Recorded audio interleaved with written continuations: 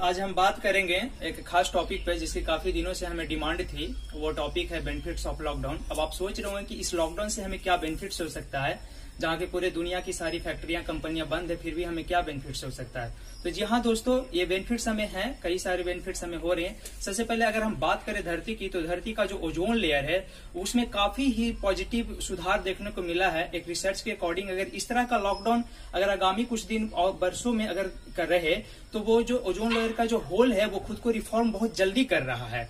तो इसका मतलब ये समझ रहे होंगे कि इसके पीछे क्या कारण है। इसके पीछे ये कारण ये है कि दुनिया की सारी जहां फैक्ट्रियां कंपनियां बंद है, इससे उसके जो CO2 इमिशंस है, नाइट्रोजन ऑक्साइड्स का इमिशन है, वो सारे अभी बंद हैं। इसका मतलब ये हो रहा है कि उसका सीधे डायरेक्टली उसका प्रभाव पड़ रहा है ओजोन लेयर पर। इसके बाद अगर हम देखें तो हमारी जो एयर क्वालिटी इंडेक्स है वो भी काफी स्वच्छ हो गई है। अगर नॉर्मल अगर देखा जाए तो एयर क्वालिटी इंडेक्स जो है, जो जितने भी है दुनिया की सारी कंट्री में, जितने भी बड़े बड़े शहर हैं, वहां की जो होती है वो 130 से 140 के बीच में है एयर क्वालिटी इंडेक्स। लेकिन इस लॉकडाउन के ड्यूरिंग अभी जो है एयर क्वालिटी इंडेक्स जो है वो सिर्फ 40 टू 90 के बीच में लाई कर रहा है। इसका मतलब ये हुआ कि ये CO2 और NOT का डायरेक्ट इम्पैक्ट जो है हमारे एयर क्वालिटी इंडेक्स पे भी पड़ रहा है। अभी जो मेट्रो सिटी के बच्चे जो पढ़ते थे कि आकाश में तारे टिमटिमाते हैं, अभी मेट्रो सिटी का जो हवा इतनी साफ हो गई है कि वो सीधे सीधे अब वो जो स्टोरियों में पढ़ते थे कि रात में आकाश में तारे टिमटिमाते हैं, वो अभी बच्चे लोग देख रहे हैं, फील कर रहे हैं। एक रिपोर्ट के अनुसार एक रिसेंटली रिपोर्ट आई है जिसमें बताया गया कि जालंधर का हवा इतना साफ हो गया है कि पंजाब के जालंधर से हिमालय रेंज का जो धौलावीर रेंज है वो साफ साफ दिखाई दे रहा है। तो इससे ये पता चल रहा है कि इस लॉकडाउन से हमें काफी कुछ पॉजिटिव चीजें भी मिल रही है। और एक चीज आप ये गौर करने की बात ये होगी कि अभी आप जहां पे देख रहे हैं कि दुनिया भर की सारी अर्थव्यवस्था जहां पे डाउन हो गई है, वहीं इन्वायरमेंट का जो है वो काफी ऊपर चला गया। आप इसका मतलब ये समझ सकते हैं कि इन्वायरमेंट का इकोनॉमी के साथ हमेशा इन्वर्सली प्रोपोर्शनल रिलेशन रहा है। अगर इन्वायरमेंट ऊपर जाएगा तो इकोनॉमी हमेशा नीचे आएगी, इकोनॉमी ऊपर जाएगा तो इन्वायरमेंट हमेशा नीचे आएगी।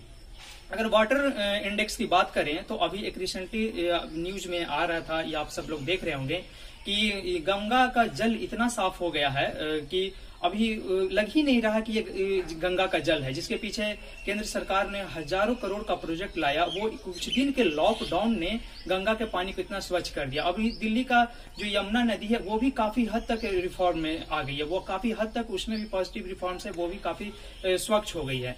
और अगर वाइल्ड लाइफ का बात करें तो अभी ऐसे ऐसे हमें इंस्टिक्ट स्पीसीज देखने को मिल रहे हैं जो लगता था कि विलुप्त पर्याय हो गई है। लेकिन अभी फिलहाल एक बात कर रहे हैं तो केरल में कस्तूरी बिलाव देखने को मिला है, जो काफी दिनों से वो विलुप्त हो गई थी।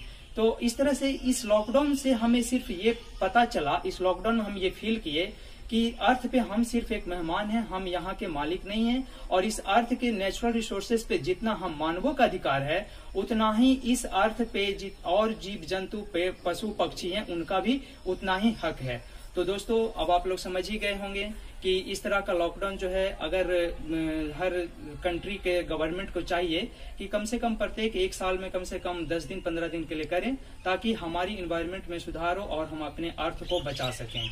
तो इसी के साथ हम अपना वीडियो खत्म करेंगे। और वीडियो खत्म करने से पहले आप लोग से एक रिक्वेस्ट करना चाहूंगा कि आप हमारे चैनल को लाइक, सब्सक्राइब और शेयर करें, और जितना खुलकर हो सके कमेंट करें।